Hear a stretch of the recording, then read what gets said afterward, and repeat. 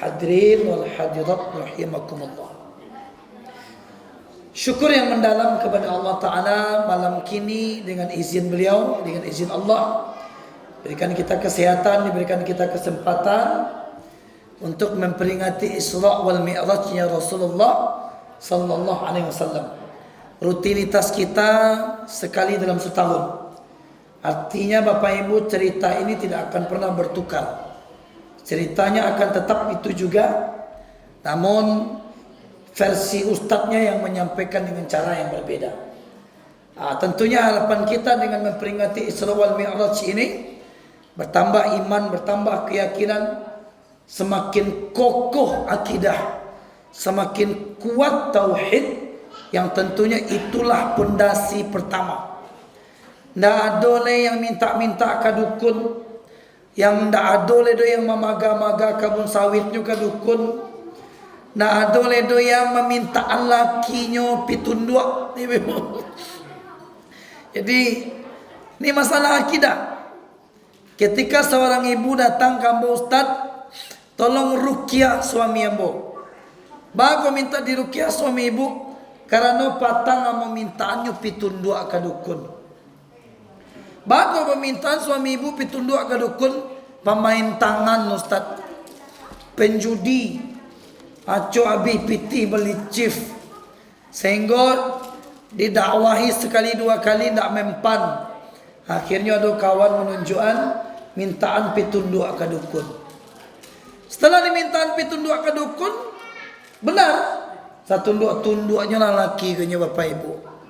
Tapi repot ibuku jadinya. Batu kamapai nyosang laki maikui, kapasa maikui, beralik maikui, tasasak ke kamar mandi pun maikui.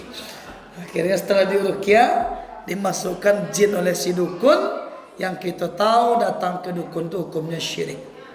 Baik ibu, dah siap kita? Nah, gantian kita ngecek ya. Nah, salat dan salam kepada baginda Rasul Nabi besar Muhammad sallallahu alaihi wasallam. Allahumma salli ala sayyidina Muhammad wa ala ali sayyidina Muhammad. Ambo sengaja pakai sal iko bendera Indonesia, iko bendera Palestina. Iko hadiah yang ambo dapatkan dari seorang syekh di Palestina ketika kami di KNRP. KNRP itu kepanjangnya Komite Nasional Rakyat Palestina. Untuk Pasaman Barat, KNRP kini diketuai oleh Ustadz Indra Budiman, termasuk ambo anggota yang berkegiatan untuk terus menyampaikan kabar tentang Palestina sambil mengetuk pintu-pintu muslim yang bisa bersedekah berupa harta, berupa barang yang insya Allah kita salurkan lewat KNRP. Saliku memang ambo sukui. Kenapa? Setiap memperingati Isra wal Mi'raj, terbayang bagi kita Masjidil Aqsa hari ini. Masjidil Aqsa yang Allah katakan dalam Al-Quran perang abadi. Ya Ibu, ikut perang abadi. Apa itu perang abadi? Perang yang tidak akan pernah berakhir sampai akhir zaman. Paling gencatan senjata, Ramadan berhenti sejenak, setelah itu digempur lagi. Seminggu yang lalu ketika dan sana gitu orang Palestina salat subuh berjamaah digempur. Ada yang mati 20 orang, ada yang mati 40 orang, ada yang mati 60 orang ketika salat subuh. Kalau dibawakan ke diri kita, pai salat subuh lah tabayang wakakanai bom di orang, lai katibo gitu bapak-bapak. Cuma kita bayangkan ke diri kita. Sementara di Palestina, walaupun harus mati mana, tidak pernah yang namanya meninggalkan salat subuh berjamaah. Dan ini sudah ditetapkan Allah dalam Quran perang abadi. Setiap anak yang lahir dari ibu-ibu Palestina, rata-rata yang lahir itu anak laki-laki. Kambatigo bagi laki-laki. Ndo bara padusido. Umur 7-8 tahun sampai 12 tahun Bedanya juga kita orang Palestina tuh badannya kadang-kadang. Sehingga berumur 8 tahun, laban tuk badan ambo gua. Sudah disuruh oleh ummi mereka. Kecil umaknya ke anak 8 tahun, nak berjihad di jalan Allah. Pertahankan Masjid Al-Aqsa. Kalau anak-anak gitu risiko mau 8 tahun, manga pandainya Bapak Ibu. Main HP. 8 tahun di Palestina sudah memegang senjata. 12 tahun perempuan pun ikut. Apa kata ummi mereka? Pai sekolah kamu, berangkat sekolah nak. Sedang perang ummi, kutitip engkau kepada Allah Subhanahu wa taala. Nah, pulang sekolah nak SD itu lah meninggal di jalan. Pernah mereka bersedih, menangisnya apa? Ya Rabb, pertemukan kami di surga. Anak-anak gitu disikori naik sebut suruh libur sekolah. Jangan sekolah lena hari hujan beko damam pulang di situ yo damam jadinya kena ibu doakan damam. Maka apa Bapak Ibu yang Allah muliakan? Isra wal Mi'raj tidak akan pernah bertukar ceritanya. Masjidil Haram, Masjidil Aqsa 1500 km jaraknya. Siko ke Padang 175 kilo. Ditempuh dengan mobil habis waktu 3 jam. Ya. 1500 kilo Haram ke Aqsa hanya beberapa menit bahkan detik sampai. Naik lagi ke Sidratul Muntaha. Sampai lagi ke tujuh, bertemu Allah di Sidratul Muntaha. Dapat perintah salat, turun dalam satu malam. Apa kata jahiliyah kepada Abu Bakar As-Siddiq? Wahai Abu Bakar, percaya engkau Rasulullah sampai ke Sidratul Muntaha, ke langit ke-7 dari Haram Aqsa, lalu pulang lagi hanya dalam satu malam ke bumi. Apa jawaban Abu Bakar Bapak Ibu? Kalau ada cerita yang lebih besar dari itu, kalau ada cerita yang lebih besar dari itu, maka aku akan tetap percaya. Aku akan tetap yakin kalau seandainya ada cerita yang lebih besar dari itu yang terjadi kepada Rasulullah sallallahu alaihi wasallam. Dan kini itu yang hilang dari kita. Apa buktinya? Di mana-mana masjid muslim, musala muslim, apabila dikumandangkan azan subuh, dikumandangkan azan 5 waktu, banyak yang tak sanggup datang ke masjid. Padahal kalau kita kuku dapat 2 rakaat sebelum subuh, lah sagadang isi langit, sabanyak isi bumi, bahkan apa yang ada di antara keduanya. Hadis ini hasan. Kisah cerita sahabat Abdullah bin Maktum. Abdullah bin buta Bapak Ibu. Ketika beliau datang ke rumah Rasulullah, ya Rasulullah, orang model amboku wajib salat berjamaah ke masjid. Kenapa wahai Umi Maktum? Karena memang ambo buta. Aku buta ya Rasulullah. Tidak tahu jalan ke masjid. Dalam hadisnya ceritakan, terdiam Rasulullah. Terdiam Rasulullah. Kecil Abdullah bin Maktum, berarti boleh aku salat di rumah karena buta. Karena Nabi tak akan memberikan jawaban. Setelah Abdullah bin Maktum keluar dari rumahnya Rasulullah, ditunggu di Nabi balik keluar. Bu, Pak, apa kata Rasulullah? Hei, tunggu dulu Abdullah bin Maktum. Walaupun engkau buta, engkau tetap wajib solat berjamaah ke masjid. Engkau tetap wajib. Sehingga dengan Bapak Ibu, pailah Abdullah bin Maktum solat ke masjid. Namun orang butuh berjalan ke masjid, Pak, acuk tak licik. Terjatuh Abdullah bin Maktum. Setelah itu ada yang membantu, ditolong seseorang. Jatuh lo balik, karena tolong lo dia orang balik bangkit Pak dari jatuhnya. Jatuh lo balik, dibantu lagi. Abdullah bin Maktum bertanya kepada orang yang menolongnya, wahai orang yang membantuku kembali berdiri, siapa engkau? Siapa engkau yang membantu ambo? Yang menjawab, Pak, apa jawabannya? Saya syaitan. Jadi yang menolong Abdullah bin Maktum kutagak syaitan. Pasti kita bertanya, bakok ditolong setan ni nyoba jalan ke masjid? Dengarkan baik-baik. Jatuh pertama wahai kau Abdullah bin Maktum, habis dosamu dihapuskan oleh Allah. Jatuh yang kedua, habis dosa-dosa keluargamu diampuni oleh Allah. Jatuh yang ketiga, habis dosa senasabmu diampuni oleh Allah. Maka aku bantu engkau didukung oleh setan ke Bapak Ibu. Didukungnya oleh setan ke Abdullah bin Maktum, diantaranya sampai-sampai ke masjid. Diantaranya sampai-sampai. Ditanya di Abdullah bin Maktum, engkau setan, biba aku bantah nama ke masjid, ketik setan, beko jatuh na balik, abi lu dosa orang sekampung. Jatuh pertama, abi dosa pribadi.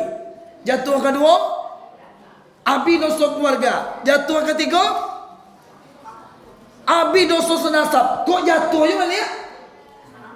Maka daripada acok-acok je kau jatuh, adilah mau gendong wantan capek ke masjid. Daripada banyak dosa yang diampuni. Kata Syekh, Papa boleh mau bertanya, kau yang hadir punya lah, yang tak hadir apa bertanya? Yang hadir kau lah istiqomah datang solat berjamaah ke masjid subuh. Kalau alun le jadikanlah Isra Mi'raj ku kembali ke Allah. Ndak lain Pak. Dunia ditinggalkan, kubur pandam pekuburan lah dipasan. Lah papasan masing-masing yang tampe.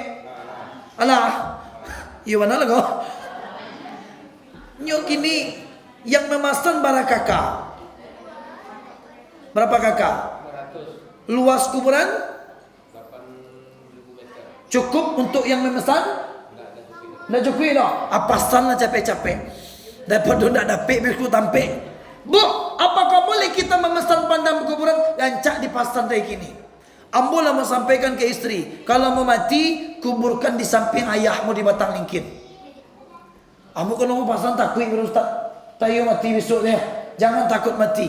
Mati itu kedatang yo. Maka mu suruh buat pandang kuburan di kampung kita Minang. Meninggal suami, sang suami dijapui dari kemenakan dari kampung. Kecil kemenakan, mamak kami bawa pulang. Dek dan anak ndak boleh dibawa pulang. Basal siap penape. Lah mati lu mamak, lah mati lu ayah dulu. Maka timbul pasalisihan, timbul percakapan di situ. Kalau lah dipasang, namanya lah bawa siap bu.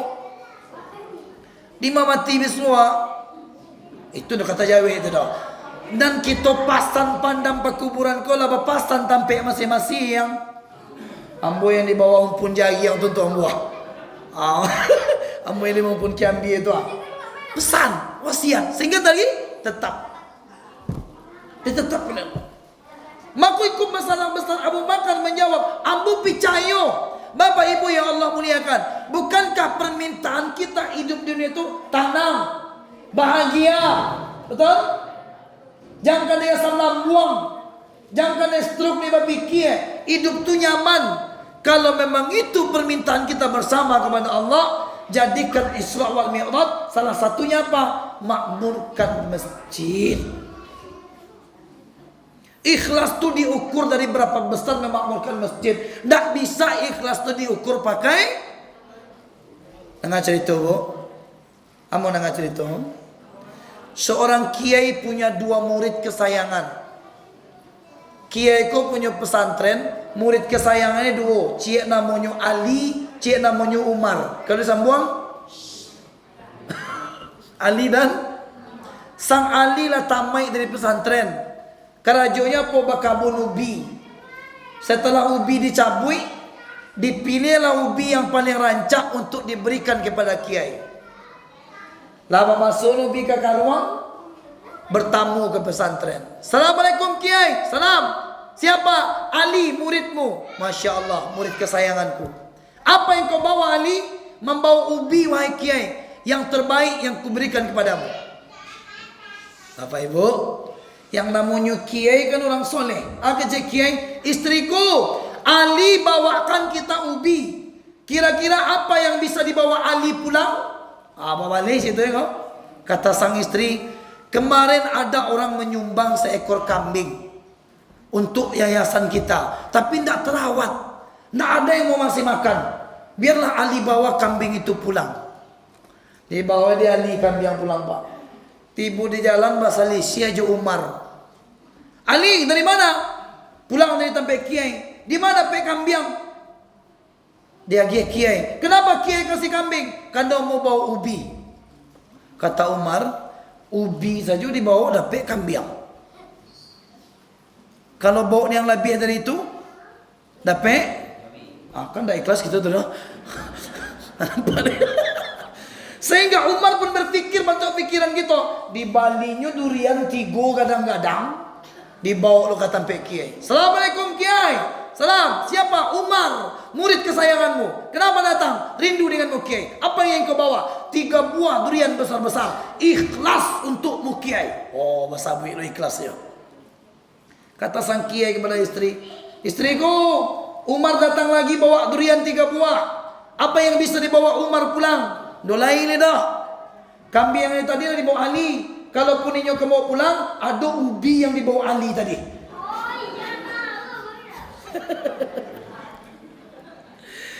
Ali agi ubi dapat kambing, Umar agi durian dapat. Pak, ini cerita dahsyat. Ingin nyaman rumah tangga, masjid. Kena ada dulu suami bertanya ke Rasulullah untuk suami. Ar-rijalu qawwamuna 'alan nisa. Laki-laki itu pemimpin bagi perempuan. Dengarkan. Kata Rasulullah, seorang sahabat mengadu ke Rasulullah. Ya Rasulullah, istrimu kwek. Cerewet. Banyak kandak. Banyak permintaan. Tak mau diatur. Tak mau disuruh yang baik-baik. Kata Rasulullah, apa salahmu sebagai seorang suami? Datang lagi suami yang kedua mengadu ke Rasulullah. Ya Rasulullah, di rumahku banyak tikus. Di rumahmu banyak manci ya Rasulullah. Kalau bapak ibu didatangi orang yang bertanya tentang masalah manci, apa jawab kita?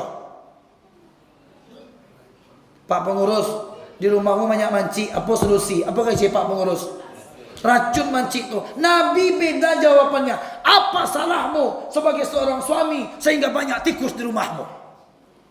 Seolah-olah apapun permasalahan rumah tangga kita dalam kehidupan kita, ketika kita punya istri dan anak, semuanya bergantung kepada amal ibadah kita. Cubalah bapak-bapak, solat subuh berjemaah rutin, dengan sendirinya Allah Subhanahu wa taala akan memperbaiki rumah tangga kita. Kalau kita ingin diperbaiki dunia dan akhirat kita, gampang. Jaminan dari Allah taala, perbaiki solatmu, ku perbaiki kehidupan. Perbaiki solatmu, ku perbaiki kehidupanmu.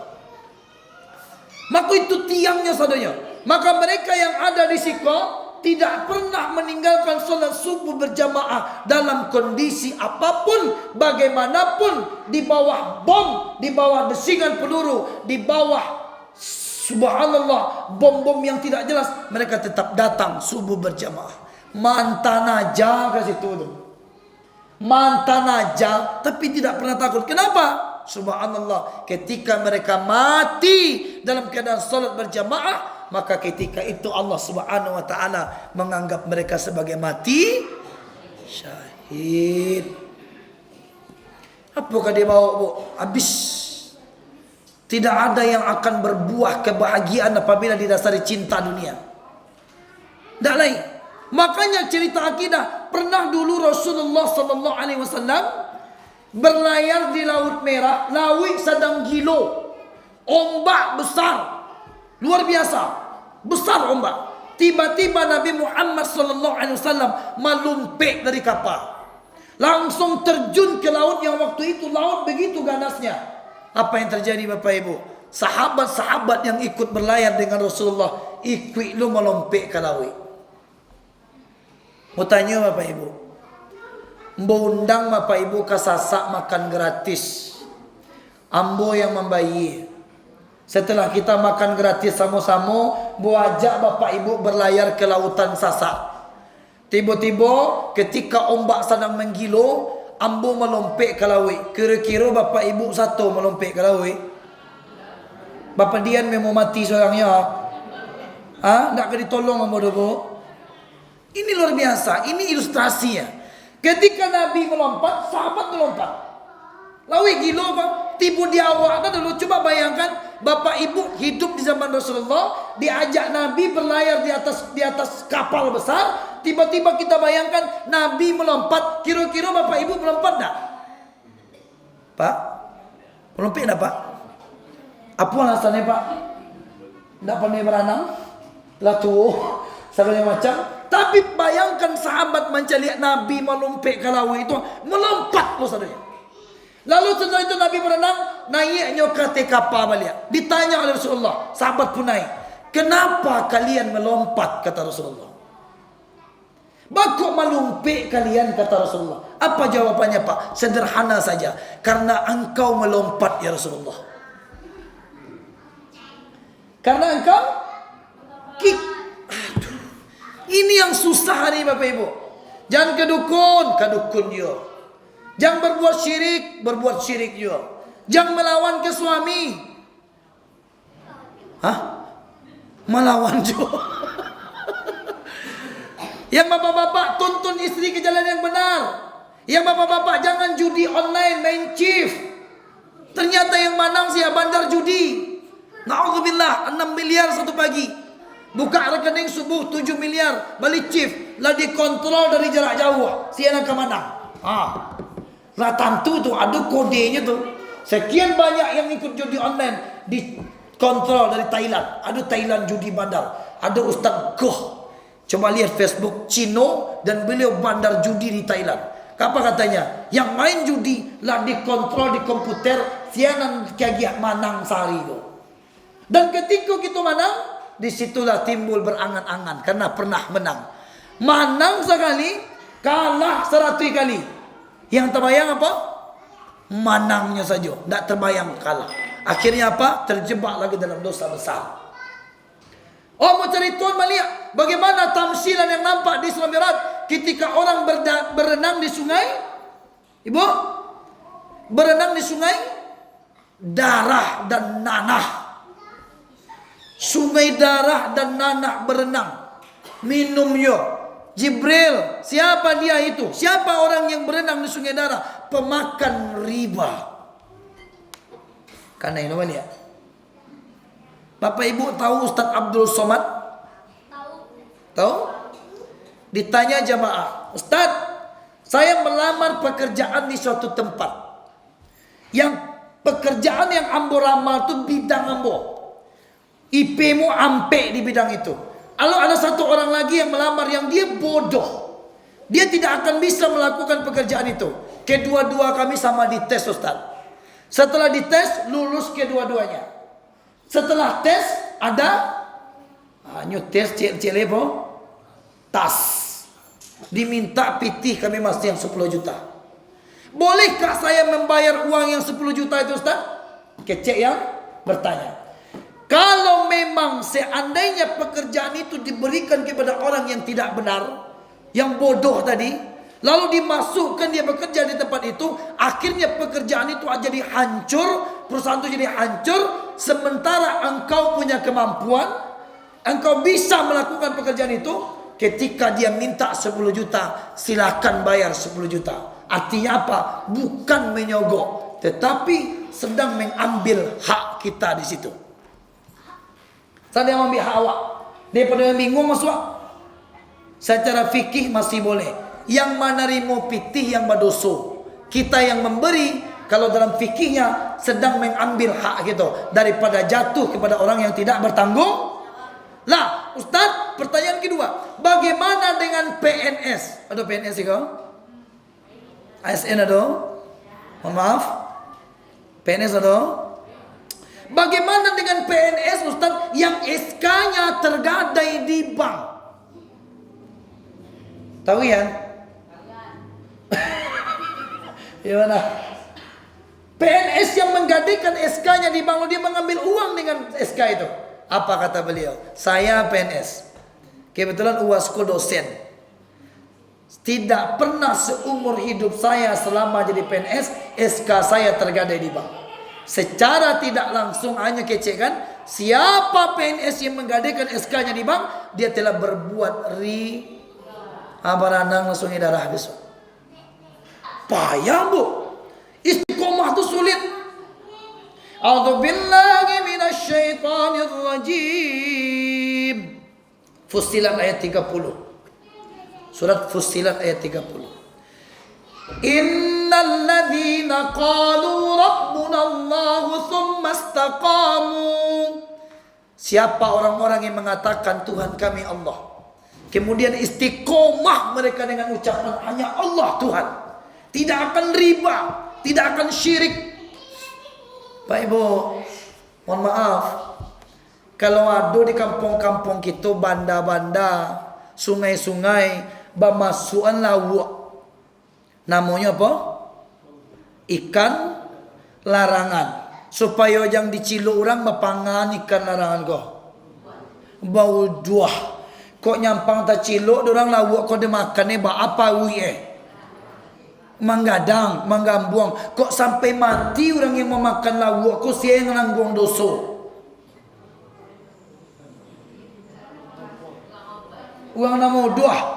Uang yang minta uduah no kan dah. Rumit kan? Sama je riba. Yang mencatat, yang menunjukkan, yang menyaksikan, yang memberi, pokok situ kanai saudara. Kalau lawak bau dua tadi mati orang bau dua siapa nak ngomong sado Berarti kalau dalam hukum akidah baca rumah larangan lawak nombor 2. Larangan lawak, isi lawak, setelah itu kumpulkan masyarakat, tanamkan akidah. Apa akidah? Ternyata mencuri, mengambil hak orang lain dosanya besar. Jelaskan secara detail. Kodosonya nanti begini begitu. Kalau orang lah paham tentang hukum mencilok, mangaju lawak tu ke diudu-uduhan iya. Ini lain sepakat baik dah. Sepakat. Tuh, Umar bin Khattab datang ke Rasulullah. Ya Rasulullah, ambo menanam gandum. Tapi tiap malam gandumku dimakan babi kena cilok. Lalu kata Rasulullah, kalau begitu kejadian kepada dirimu, pasang perangkap, pasang jahe. Setelah itu dipasang perangkap, pasang jahe, datang Umar balik. Ya Rasulullah, masih hilang, masih kena cilok. Kata Rasulullah, itu tabunganmu di akhirat. Kalau kini kalau ada punya sawit, kita pasang CCTV. Yang pakai baterai. Lalu tiba-tiba ada cara lain. Apa itu? Datang ke Pak Dukun. Mintaan kayaknya ube apa? Kalau pencilok masuk ke dalam kabun, ndak bisa nyo keluar dari kabun awak do. Puta-puta situ Ternyata kalau dengan akal banyak bantuan. Dengan syariat ada syirik. Siapa yang melakukan? Ada bantuan jin di dalam pekerjaan awak tadi. Setuju? Setuju. Dua anak setuju dah. Abatilah pakai KB saudara dia. Ini masalah. Sama riba. Bagaimana doamu akan dikabul? 3 doa yang paling mustajab. Pertama apa? Doa seorang yang terzolimi. Kalau ada orang terzolimi, mustajab doa. Walaupun yang terzolimi itu kafir. Bukan yang apa? Kalau orang kayu terzolimi Ferdi Sambo tu ya. Walaupun yang terzolimi itu kafir. Yang kedua, siapa doa yang terkabul? Musafir. Semakin jauh berjalan, semakin terkabul doa. Kecuali ada satu doa musafir tidak terkabul doanya karena pakaiannya haram, makanannya haram. Mohon maaf, riba tu induknya haram. Kini lah model ekolo sistemnya Bapak Ibu. Pernah tak Bapak Ibu mendengar dana kewer-kewer? Bantuan Garuda. Macam-macam. Bahkan hari ini lebih parahnya, tanpa agunan, tanpa jaminan. Buatlah kelompok. Tu caranya gini. Buatlah kelompok, kami berikan bantuan. Ternyata hebat mereka. Mereka hanya bikin ketua kelompok. Sang ketua lah yang meminta-minta ke bawah.